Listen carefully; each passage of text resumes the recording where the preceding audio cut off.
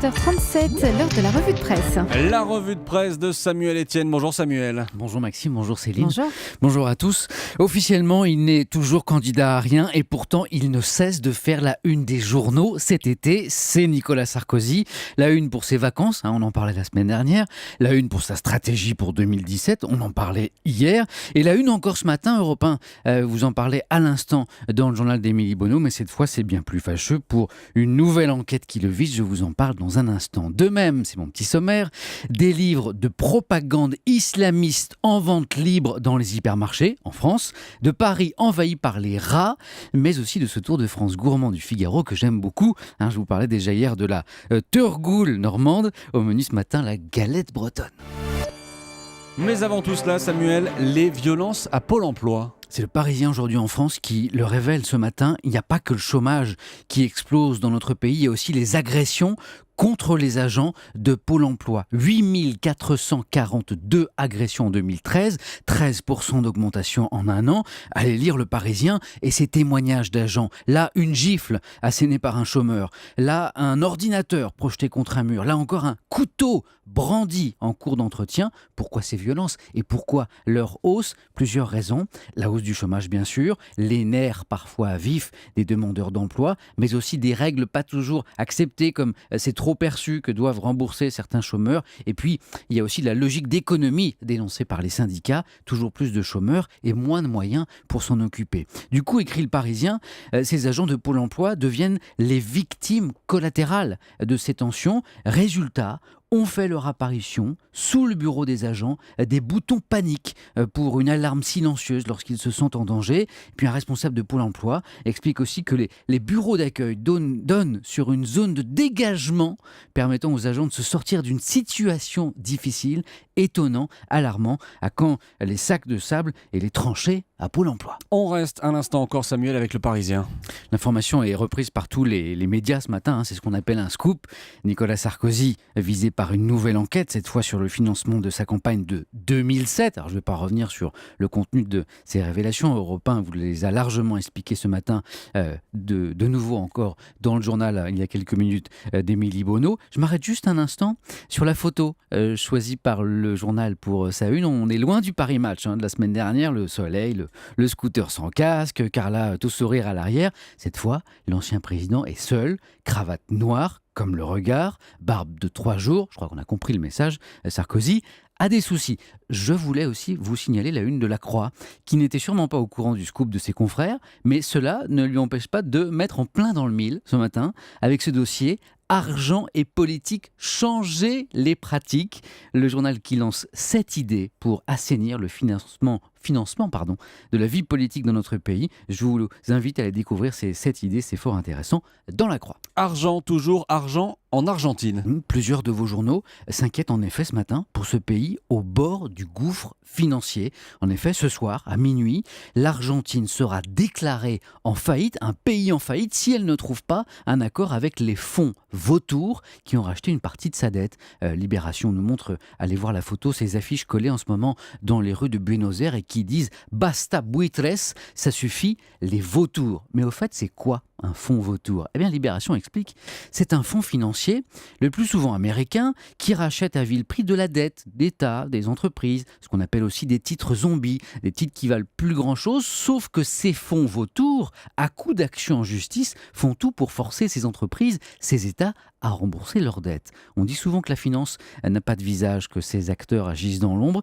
Elliott, le fonds vautour qui fait trembler l'Argentine, il a un visage. Le Monde le publie même sur une demi-page. Paul Singer, c'est le patron de ce fonds Elliott, un connaisseur du secteur, explique pour des raisons commerciales, relationnelles, les banques ne peuvent pas se permettre de se fâcher avec un pays. Singer, lui, il est libre, il ne doit rien à personne, il fait ce qu'il veut. On saura donc ce soir si un seul homme, un seul fonds d'investissement a réussi à mettre à genoux tout un pays. On revient en France, Samuel, avec ces révélations du Figaro. Le titre inquiète ce matin en une du journal. Jugez plutôt des livres de propagande islamiste en grande surface. Le Figaro rapporte qu'à l'occasion du Ramadan qui vient de s'achever, un éditeur libanais a distribué ses publications dans 1000 magasins en France. Alors il y a des Corans, des livres de prénoms, des ouvrages pour enfants, mais aussi des ouvrages beaucoup plus polémiques comme La Voix du musulman. Je vous lis quelques extraits de l'ouvrage, vous allez comprendre.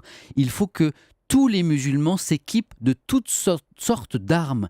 Ils doivent se perfectionner dans l'art militaire pour se défendre et attaquer au moment opportun, pour que le verbe de Dieu triomphe. Ou encore à propos de l'attitude à adopter face à l'hérétique qui a renié sa foi musulmane, on le somme dans un délai de 3 jours de revenir à l'islam. S'il refuse, il sera passible de la peine de mort. Alors le Figaro a joint le service de presse du groupe Carrefour qui répond que ces livres ne sont pas interdits par la loi. C'est vrai, répond un porte-parole du ministère de l'Intérieur. Il y a là appel au djihad, mais pas au terrorisme. Nous n'avons pas les moyens juridiques pour interdire de tels livres.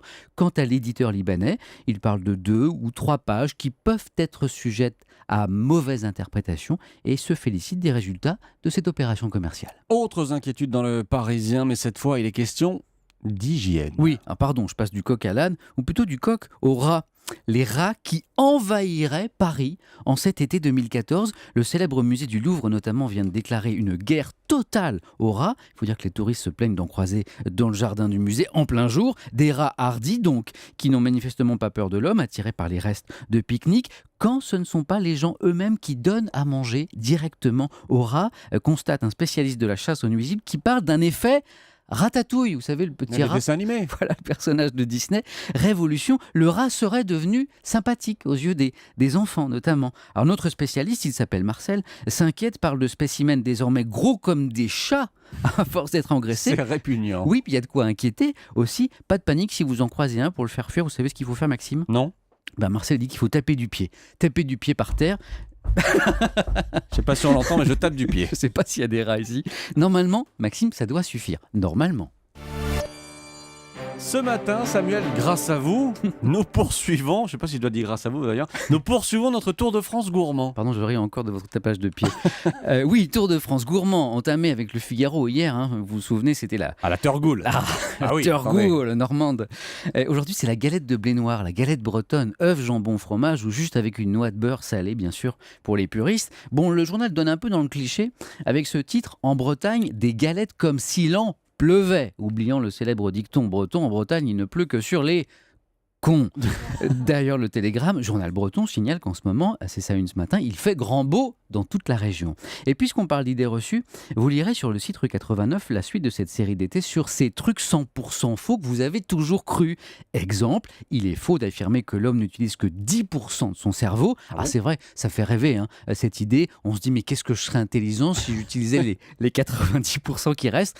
Hélas, aucune étude scientifique ne vient le confirmer. Alors habituons-nous à cette idée un peu désolante, il est vrai. Nous sommes à notre maximum. C'est vrai qu'on est à fond. On vous retrouve ce soir, Samuel, pour le club de l'été, 20h, 21h30 sur Europe 1. Ouais, mon invité ce soir, c'est le célèbre publicitaire Jacques Séguéla. Et j'ai un scoop ce soir, un peu comme le Parisien. Son épouse vient de lui offrir sa première Rolex. Ah bon, il n'en avait pas. Non, il n'en avait jamais, malgré la polémique. Oui. Et puis comme tous les soirs, ma question très très essentielle, ce soir, pour notre santé, devrions-nous tous jeûner ? Bonne question, après la Turgoule. Merci, c'était la revue de presse de Samuel Etienne.